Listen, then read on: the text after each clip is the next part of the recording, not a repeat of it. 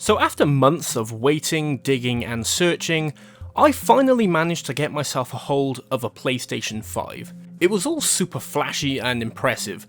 I spent hours marveling over the controller alone. Hey look, you can view your time spent on each game now.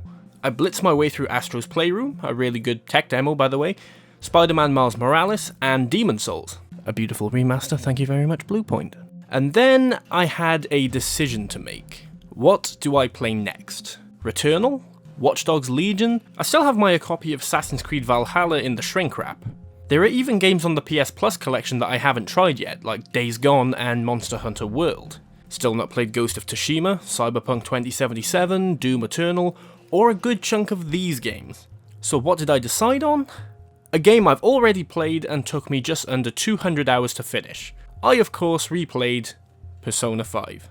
Now growing up, I was not an avid fan of JRPGs. I didn't necessarily have anything against the genre, I just swayed towards a lot more movie tie-ins, racing games, and a few cult classics. I didn't even really consider playing anything foreign until my eyes were opened by the 1-2 punch of Bloodborne and Kingdom Hearts. These two games were obviously stylistically different from each other and everything else I've ever played in my life. They had a few things in common, bizarre concepts, unusual dialogue, and managed to get me immersed and invested into them in a way that I haven't felt since I was a child. But most importantly, they were both unashamedly Japanese, which then put me into an open-minded enough headspace to try out Final Fantasy XV, and then the remake of 7 when that came out. I then tried out Yakuza 0 and Nier Automata, and was simply hooked on this weird, over-the-top, melodramatic fanfare of chaos that was Japanese video games. And then I found Persona 5. Now this game blew me away for so many reasons. The characters were so well written that I still kind of wish I knew them in real life so that we could hang out. It's deep, complex, weaving story that takes all sorts of twists and turns, but what surprised me the most was that behind the flashy anime visuals, red and black colour palette, and beautifully stylized turn-based combat, actually lied the most grounded, gritty, realistic, and unapologetically honest theme I think I've ever experienced in the medium. This crazy experience with pretty anime boys, talking cats that can turn into vans, roast chickens with onion heads, and this thing also tackles the themes of sexual assault, agoraphobia, plagiarism, suicide, emotional manipulation, murder, blackmail, guilt, identity, physical abuse, and a whole lot more. So let's talk about it.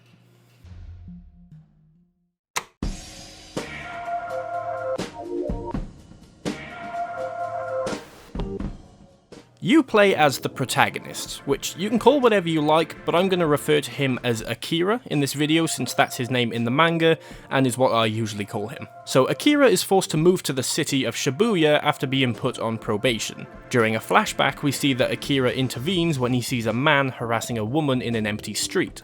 The man loses his balance, falls to the ground, and suffers a pretty minor injury. Regardless, he threatens to sue Akira for assault, and using his influence, we find out later he's actually a pretty big politician, he manages to intimidate the woman into giving a false statement, and persuades the police to leave his name out of the report.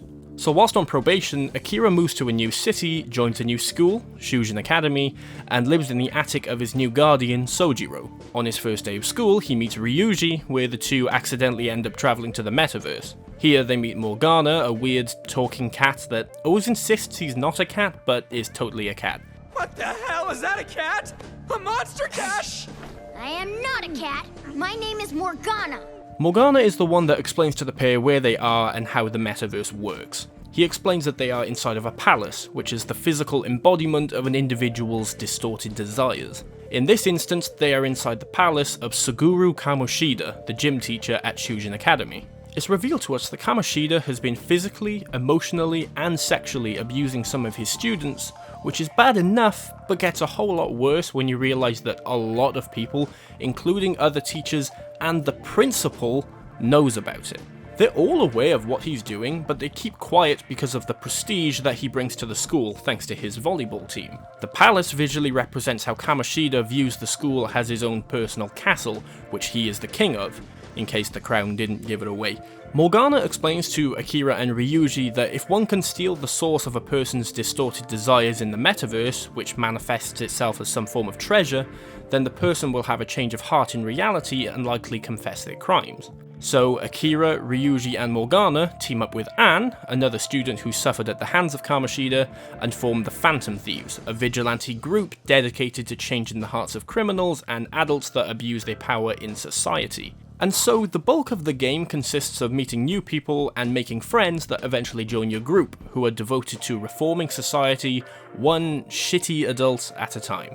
Now I want to mention here that if you haven't played Persona 5 and don't know much about the details of the story or the characters, that this video will obviously contain spoilers, but also that the themes and the ideas presented in this game are very real.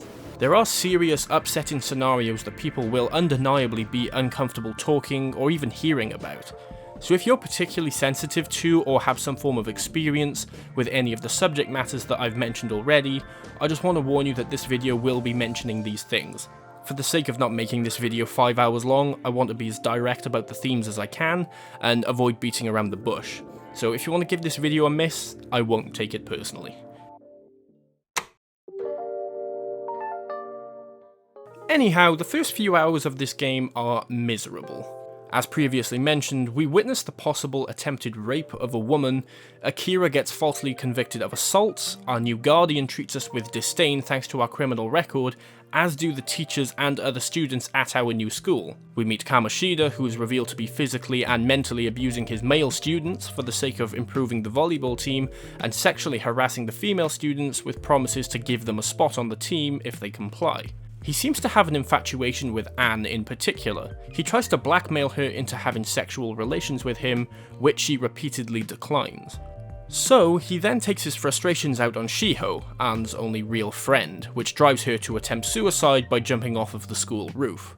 This is a lot to take in, especially in the first couple hours of the game, but I think it does an incredible job of fleshing out just the pure nastiness of Kamoshida as a character, and not only gives you the motivation to take him down, but also to understand and empathize with the students that suffer at his hands.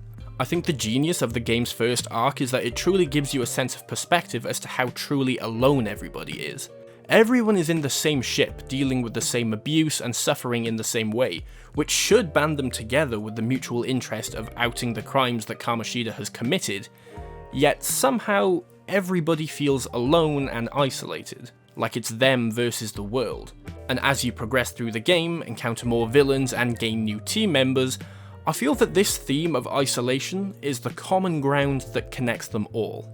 Each character is trapped inside of their own bubble, if you will. A large majority of the game's cast are shoved into a corner and forced to accept their current circumstances, regardless of how unhappy they are. They're mostly used as tools to accomplish the goals of other people who are generally considered a higher status citizen. The two outliers are the first true members of the Phantom Thieves, Akira and Ryuji. These two are pretty much the only characters that still fight for what they believe, despite their situations and poor reputation amongst their peers and society as a whole. Despite Akira being shunned as a delinquent and a criminal, he still stands his ground, refuses to be walked over and fights for what he perceives to be true justice. He should follow everyone's advice and keep his head down and follow the in-game objective: live an honest student life. Instead, he forms a vigilante group that will eventually become a collection of the most wanted criminals in Japan. And Ryuji is arguably the most transparent, wears his heart on his sleeve, outwardly rebellious character in the game. He bleached his hair to stand out from the crowd of neatly trimmed, jet black haircuts of literally every other person in the game. He quickly resorts to calling people out and standing up for himself, even at the cost of doing what would be considered by most to be the smart thing.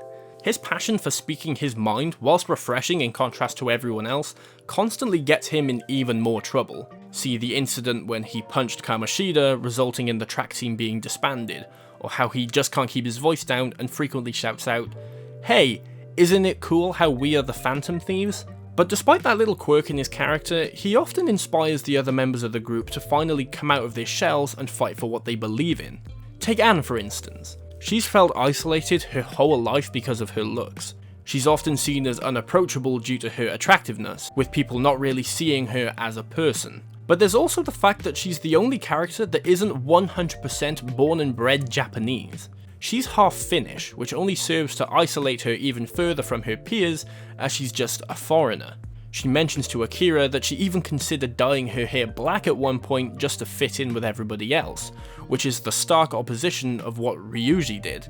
And while nobody outright states it as fact, I do believe that Anne was in some form inspired by Ryuji's resilience and carefree nature. The next person to join the Phantom Thieves is Yusuke Kitagawa, a pupil of famous Japanese artist Ichiriusai Madarame. During the game's second arc, we discovered that most of Madarame's famous work was in fact plagiarized from his students, and Yusuke is not only one of these students, but is the last of them.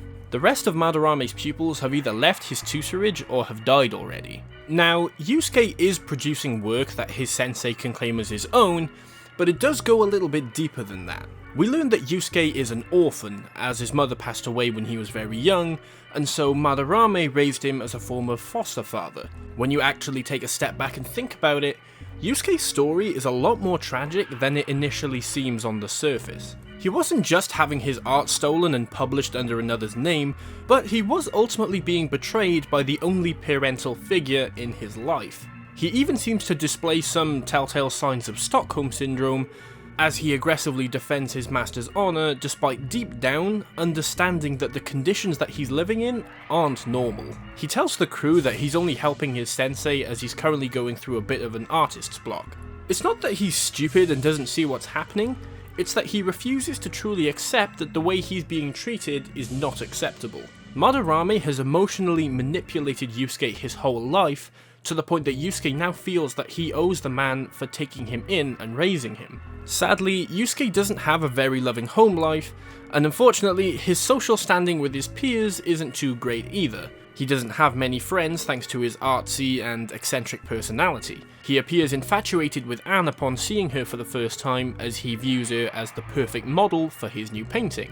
However, he doesn't seem to fully understand the physical and social boundaries that are generally understood by society. He makes Anne feel paranoid for days as he follows her around trying to build up the courage to ask her to model for him, and when he finally does, he doesn't seem to understand how uncomfortable she is at the thought of posing nude for him. While this is played off as another one of Yusuke's kooky character traits, it probably stems from the fact that under Madarame's teachings, he wasn't taught social etiquette or how to behave normally in public. He likely doesn't see nude modelling as a big thing, since he's likely been using them as reference in his work for years. He's not a perv, he just doesn't understand how other people mentally react to abnormal situations. Yusuke is literally just Madarame's tool for producing works of art that he can then claim as his own. A bit later on, we meet Makoto Nijima, the student council president at Shujin. She's introduced as the nosy teacher's pet that has been asked to spy on us by the principal. She often follows us around and eavesdrops on conversations to try and gather enough information to relay back to him.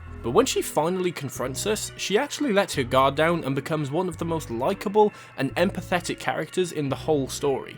She doesn't have any friends in school as, like I've mentioned, she's the school's student council president and people see her as obsessed with getting good grades and looking out for herself. The true tragedy here is that Makoto is actually trying her best to please everyone around her, even at her own expense. Both of her parents died when she was a child, and now she lives with her older sister Sai. Sai is a well-respected figure and public prosecutor at the SID. She's all about professionalism and her work, and therefore constantly encourages Makoto to keep to her studies so that she can get a respectable job after leaving school. See, Makoto not only thinks that she has to live up to her family's legacy, but she feels like a burden to Sai that holds her back in her career. She does as the principal asks, since he promises to write her a letter of recommendation that will grant her access to any college of her choosing, if she can successfully bring back some worthwhile information for him. She feels like a burden at home and is completely void of any friends at school. The only respect she gets is from her teachers, which, if anything, makes her want to appease them even more,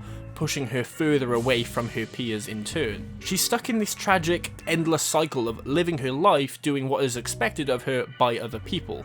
She has little to no sense of self-worth, as even her reputation as the smart one often gets overshadowed by Akechi later on. Futaba is interesting as she's the only character that is literally cut off from society. Her mother died when she was a child, after which she was read a fake suicide note which implied that Futaba was too much of a burden for her mother and so she took her own life. Racked with guilt, Futaba then locked herself away from everybody, the only person she would see or talk to being Sojiro, her adoptive father figure. She spent most of her life isolated from the world and rarely left her bedroom, with most of her time spent on her computer. Similarly to Yusuke, she has little knowledge of how to function normally in society because of this, which then pushes her further away from making any friends. Aside from literally separating herself from the world, Futaba is often isolated due to her mental state. It's implied periodically that Futaba is somewhere on the autism spectrum. It's never outright stated, but there are plenty of signs there. She often zones out of conversations if the topic doesn't interest her, and when she's uncomfortable, she often talks in a manner or volume that isn't always contextually appropriate. But, on top of that, she also suffers from, or at least shows symptoms of, social anxiety and suicidal depression. Even without the whole tragic story of her mother's death and the autism thing, anybody who suffered from or has experienced mental illnesses like depression in some way will know that that on its own can be a mountain to overcome. So it's interesting that Futaba is likely the member of the Phantom Thieves that has been oppressed by society the least, yet she arguably felt the most alone. And finally, the last person to join the Phantom Thieves was Haru Okumura. Haru's situation is a bit more straightforward than the others, but it isn't any less of a reason for her to join the team. She is the daughter of Kunikazu Okumura, the CEO of Okumura Foods, so she comes from a pretty wealthy background and is an only child, so she's used to a certain lifestyle that the other students aren't privy to. However, she never looks down on her fellow pupils and asks the other members not to use honorifics with her. We'll get back to that later. She wants to be like them, an equal. She's pretty reserved since people often use her to gain favour with her father, which eventually led Haru to distrust other people. She doesn't appear to have many friends, so she dedicates her free time to gardening on the school roof. It doesn't help that even her father often uses her to his own benefit as well, like when he set her up into an arranged marriage despite her fiancé's abusive nature, just to further his own business relationships. Haru feels like an object that people often take advantage of to further their own agendas. We can see that each member of the Phantom Thieves were all going through something that they thought they had to take on alone. But when they came together, they could finally be themselves. Not the disobedient misfits or the insufferable goody two-shoes, not the blonde airhead or the social recluse. They were finally part of a group where they could literally be themselves, despite their contrasting backgrounds and upbringings. But sadly, the social isolation embodied with these characters isn't just limited to the Phantom Thieves. Even the confidants outside of the inner circle all have their own demons that they feel doomed to tackle alone. Your teacher, Kawakami, moonlights as a service maid to get some extra cash in order to pay off two of the worst people in the world. She's being blackmailed for money in order to avoid the parents of her former student suing her for allegedly overworking him, which resulted in his death. Kawakami is obviously not happy with her position in life from the get-go, but her list of problems and responsibilities continue to grow the more you get to know her. Aside from the blackmail, she's worried that her night job as a maid will lose her the job at Shujin if anybody finds out. Add to that the horror of discovering that your client turns out to be one of your students. Everything just adds more and more stress to the situation until she realizes that the only person that she can actually confide in is you. Sometime later on, you meet Hifumi Togo, who teaches you combat strategies for when you enter the metaverse. Hifumi is a renowned shogi player, famous for her skill and strategic playstyle. After spending some time with her, we learn that her mother has been bribing her competitors to lose their matches, allowing Hifumi to win. Hifumi isn't on board with the idea, but her mother is desperate to live through her and gain the fame that she never could herself. Hifumi doesn't challenge her mother though. There is undoubtedly an element of fear of disapproval there, but a lot of it comes down to the societal norms of Japan as a whole. See, while Persona 5's themes can be understood and appreciated by anybody, it definitely hits a whole lot harder when you're truly aware of all the socio-cultural issues present in modern day Japan. There are obviously countless problems that the game wants to address, but I think that most of them can be traced back to Japan's ideals of collectivism, Confucianism, and filial piety. So, collectivism is the practice or principle of giving priority to a group over the individuals in that group. Confucianism is about stressing the importance of proper behaviour, and filial piety is the idea of showing one's loyalty and obedience to the pre-established hierarchy. These are the practices that I think link most of P5's characters together. Even the quote-unquote good characters follow this ideology. We all know and love Sojiro, but from the very beginning he's firm and sticks to his beliefs. He constantly tells you to stay out of trouble, keep your head down and your nose clean. He says that if there's a blip on your record, he'll throw you out. See, in Japan, if one acts out of turn, they dishonour not only themselves, but the family name. Now I know that Akira and Sojiro aren't related, but as a guardian, the principle still stands. This is why Makoto feels so much pressure to live up to her family name. It's not just a character quirk. If Makoto performs poorly in school, it would likely reflect negatively on Sai and her career, as well as tarnish the reputation of their father.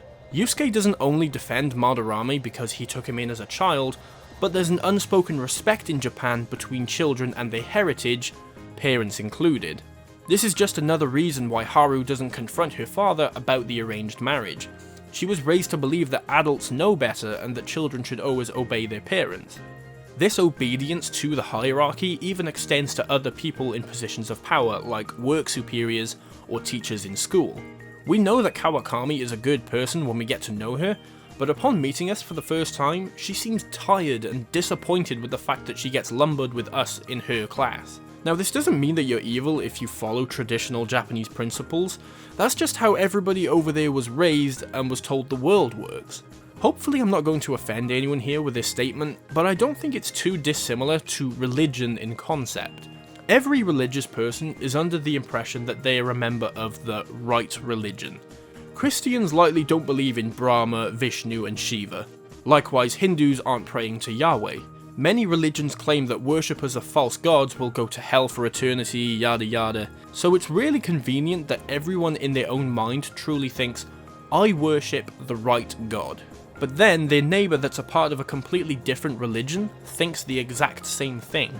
Japanese people aren't wrong per se for having these beliefs, they just place their priorities elsewhere to most of the Western world. As I mentioned before, in Japan there is an unspoken rulebook of social etiquette. It's considered impolite to maintain eye contact with someone for a prolonged period of time. One would bow when greeting somebody, and in turn would bow for longer or further forward depending on the social status of the individual. They use honorifics after one's surname to acknowledge their social standing. Haru frequently calls Makoto Mako-chan. Chan is the honorific used for girls, close friends, children, lovers, or people that have known each other for a really long time. Kawakami refers to Ryuji by Sakamoto-kun. Kun is generally used for teenagers and young men, mostly by those who are perceived superior in the hierarchy. San is the honorific used most frequently as it's a neutral term and can be used for any age or gender. It's largely used for strangers, think of it as the Japanese version of sir or madam. And then you have certain honorifics that are mainly used in the context of school, like senpai, kohai, and sensei, which means someone older, someone younger, and a master or teacher, respectively. It's all about the respect. Now over here in the West, we tend to prioritize the idea of individualism, where each person, in theory, gets to make their own life choices and freedom is highly valued. It's well understood in Western society that it's the choice of a student as to what subjects they take in high school, or which college they attend, or which career they will eventually transition into. The collectivism-focused ideology of Japan often results in the teachers having much more of a say when it comes to the decisions made in the student's academic career. This is why Makoto's situation is way more sympathetic if you understand the social norms of Japan. Academia is highly competitive in Eastern culture, to the degree that exam results, as seen in Persona 5, are actually posted publicly for all to see. This often leads to students wanting to perform well in their tests as to avoid public shaming from their peers. It's not just school either, a good chunk of Japanese society functions this way. In the workplace, an organisation is more likely to set up a reward for a group if a certain quota is met. whereas in the West, it's more common for a reward to be offered to one person in particular that outperforms their co-workers. Now again, it's not for me to say that the way it's done in Japan is wrong technically, but it does result in a large chunk of the socio-cultural issues depicted in Persona 5. They do result in people on the top end of the social hierarchy abusing their power, whilst the people on the lower end of the scale are often poorly treated and unable to speak up. And because of the whole Confucianism thing, if someone were to try and fight the system, they would not only be treated with contempt, but would bring further dishonour to the family name, and in turn make life harder for everyone else. Now, I'm from the UK, and I can obviously understand that physical abuse, sexual assault and plagiarism, it's not okay.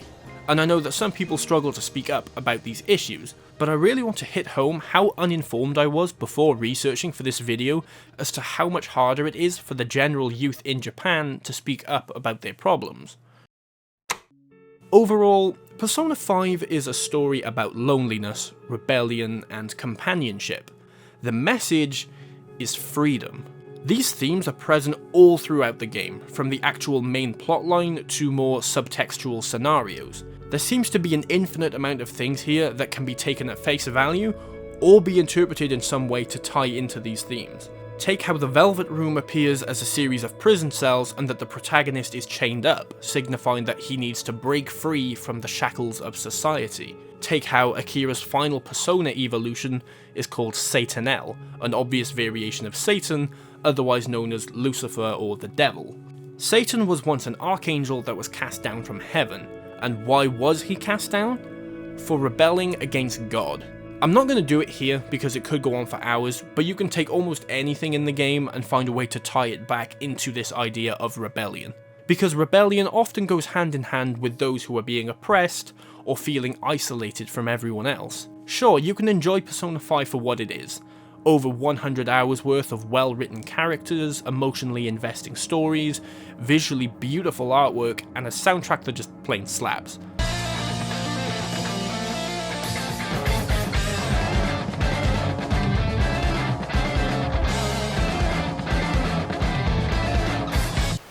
But if you pull the curtain back a bit, I think that you can take a lot from this bizarre premise. Stand up for yourself, fight for what you believe in, and never, ever let yourself feel alone. Hey everybody, thank you very much for watching. I hope you did enjoy. If you guys follow me over on Instagram, then you might have known that I made a post where I talked about a script that I was working on that ended up being quite long, and the video was a lot longer than I anticipated it being. So that's not what this is, but that is a video that I am working on and will be coming sometime in the future. I just don't know when, so this is something I was working on in the meantime because I really needed to take a step back from that. But I still hope that you guys did enjoy this video, and yeah, see you soon.